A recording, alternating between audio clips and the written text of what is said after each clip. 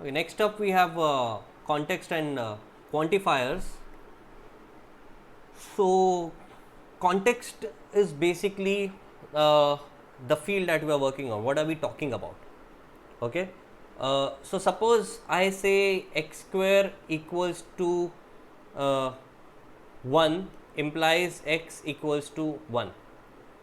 So I am asking you, is this statement true or false?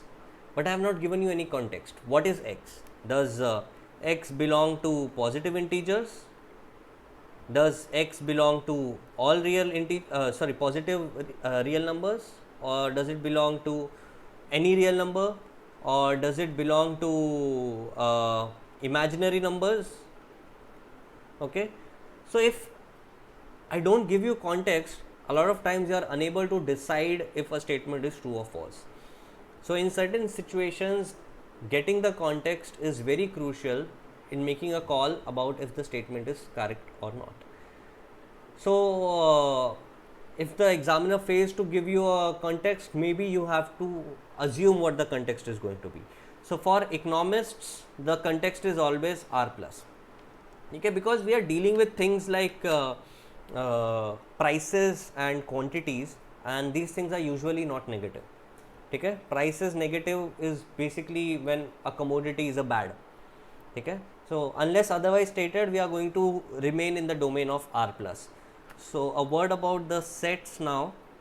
So I just want to clarify for those of you who do not know or might have forgotten. The set R is the set from negative infinity to infinity. The set R plus is the set from 0 to infinity, and the set R plus plus is the set from 0 to infinity. Okay. So I hope everybody knows the difference between these two sets. In this set 0 is included, and in this set 0 is not included. So R plus plus is just the positive real numbers. R plus is non-negative real numbers, so this is just positive reals. This is non-negative reals, and this is all real numbers. Okay, so these are how the three sets are defined. So a lot of times you will just see R, R plus and R plus plus. Nobody is going to tell you if you are talking about positive numbers or negative numbers. So you need to be absolutely comfortable with R plus plus, R plus and R. Okay, so there should be no confusion at all कि ये तीन numbers क्या है, तीन sets क्या है. Okay, so if I give you the context that x belongs to R plus, okay, then yes, x equals to 1 is true. But if I tell you x belongs to all real, then it might not be true, because x square equals to 1 could imply x being equal to 1 or minus 1. Okay, so then this statement is no longer true.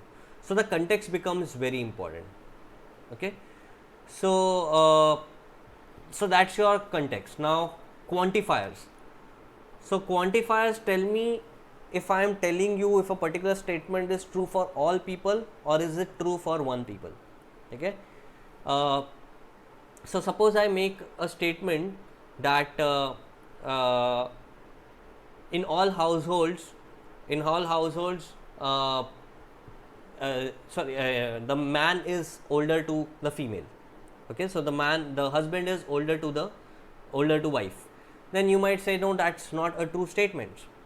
Okay, you might say that that statement is false because you will give me examples like maybe Sachin Tendulkar. So Sachin Tendulkar's wife is older to him.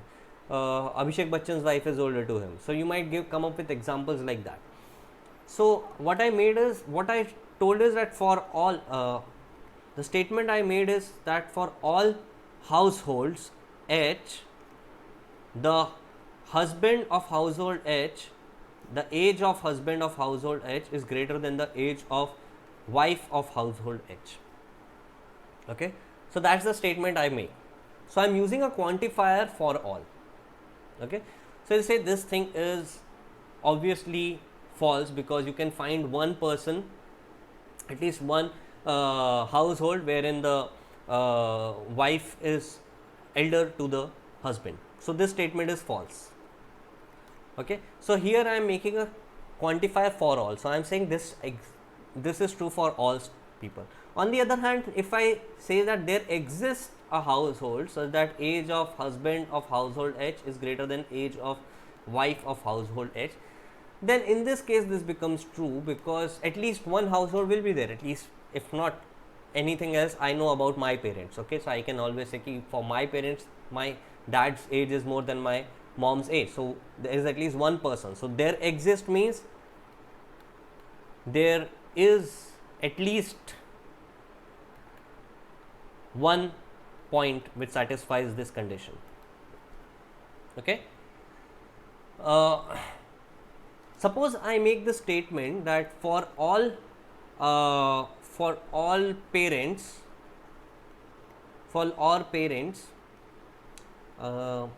the age of mother is greater than the age of the child.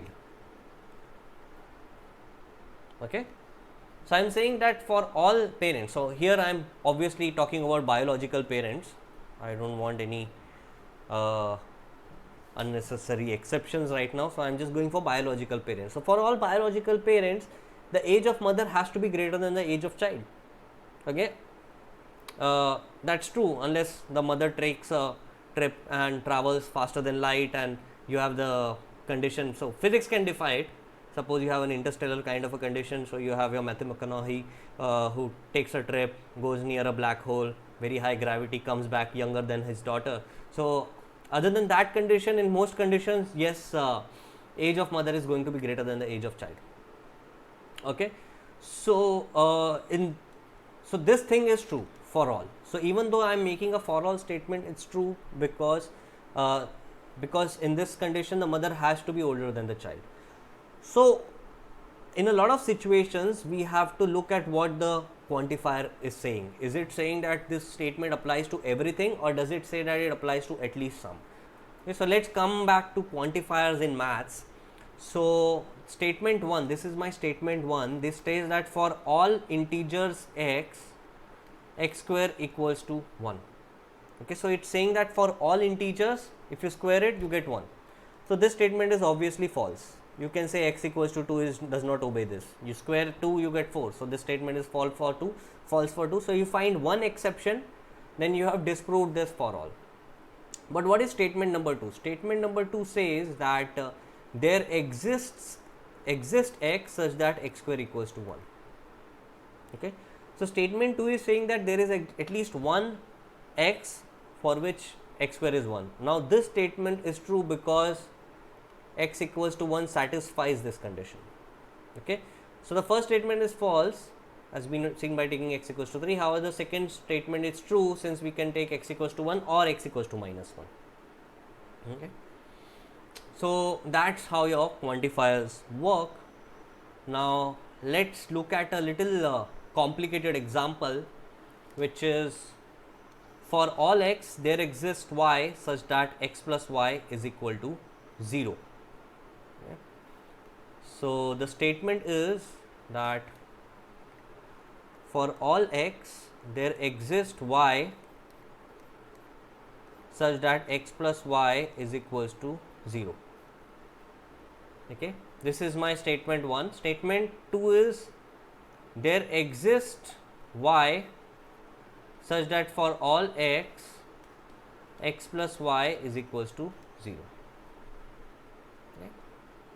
Now let's look at statement 1. So let me call this as statement 1. So is the statement true or false? What is this statement showing? So it's saying that for all x you can find a y such that x plus y becomes equal to 0. Okay, so start with any x, give me any x. Let's say you give me x equals to root 2. So for this x equals to root 2, the statement says that for this x there will be a y such that when you add these two numbers you will get 0.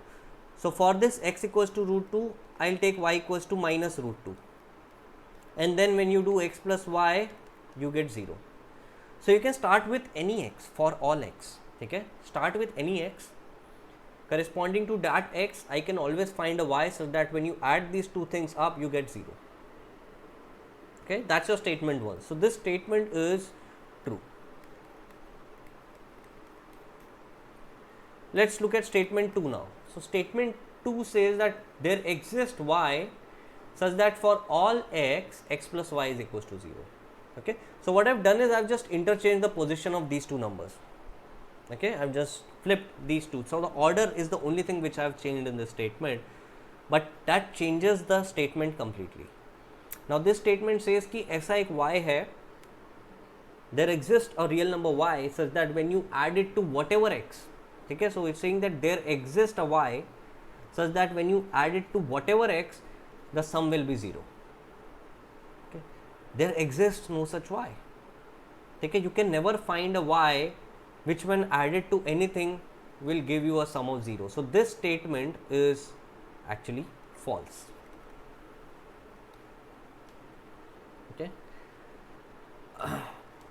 Now let's consider a modification of this statement.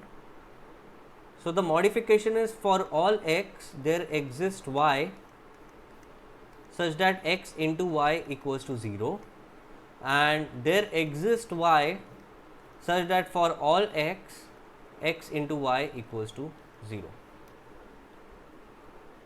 Okay, so I am considering these two statements now. Okay, statement A and statement B.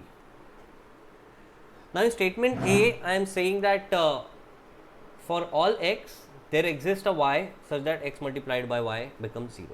So take any x. Let's say you take x equals to 51. So for this x, am I able to find a y such that when it gets multiplied by x, it becomes 0? So you can find y equals to 0, then you get x into y equals to 0. Now come to statement B. So this thing is definitely true, that you can always find a y for any x. So you can give me any x, I can always find a y. That y will always be 0, that's immaterial. The more important thing is for all x, there exists at least one number. Now in statement B, it says that there exists y such that for all x, x into y is 0. So does there exist a number y such that when it gets multiplied to any x, the multiplication becomes 0? So that is true if you take y equals to 0. You start with y equals to 0, you give me y equals to 0. Now no matter what x I multiply it with, let's say 51, I'll always get x into y equals to 0. So this thing is true as well. Okay. So it's not that one of these has to be true, the other has to be false. You can have both statements true, or one of them true, the other thing false. So you can have it either ways. So it's not, you don't have to go into logic with a set of rules, ki this thing is true, that is true. The only rules are about De Morgan's law, about contrapositives, about converses, about logical equivalence. So these are the logical things. Try not to remember everything like ki if this thing is true, so if I flip it, the other thing becomes false. So it does not work like that. Okay. So in every situation, you will have to build your proofs as you go about.